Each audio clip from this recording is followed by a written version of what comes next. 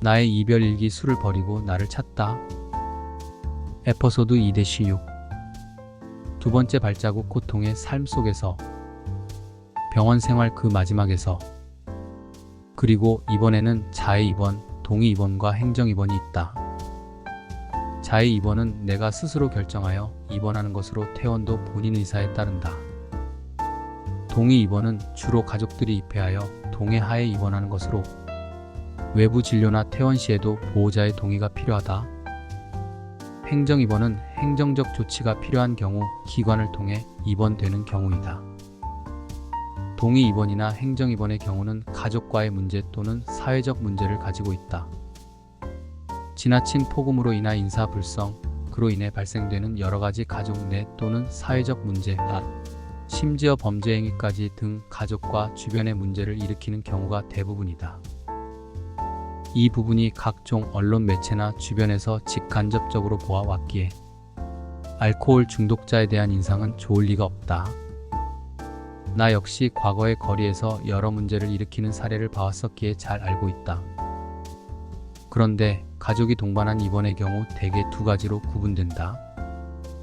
함께 살기에 감당이 안 되셔 입원시키는 경우이다. 이해가 간다. 얼마나 그간 고통을 받았으면 가족의 입장에서 그렇게 할 수밖에 없을지가. 이런 경우는 중독자와 가족 간의 연락이 거의 두절된다. 이런 사례도 있을 정도였다.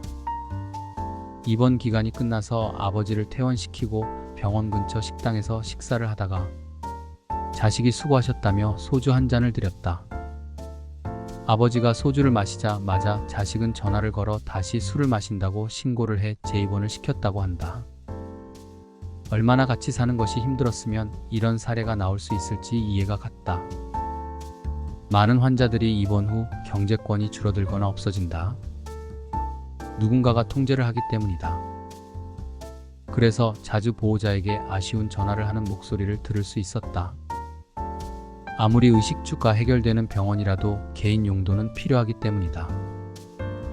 그러니 당장의 경제력도 없고 병원이라는 곳에서 일을 할 수 있는 상황도 아니어서 퇴원을 앞둔 이들에게는 많은 고민으로 다가올 수밖에 없다.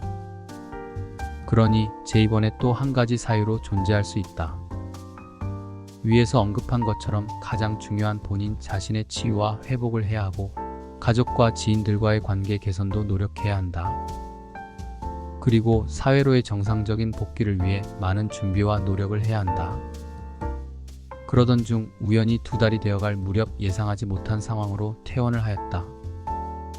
이제 그 세 번째 발자국 치유와 회복의 여정으로 이어진다.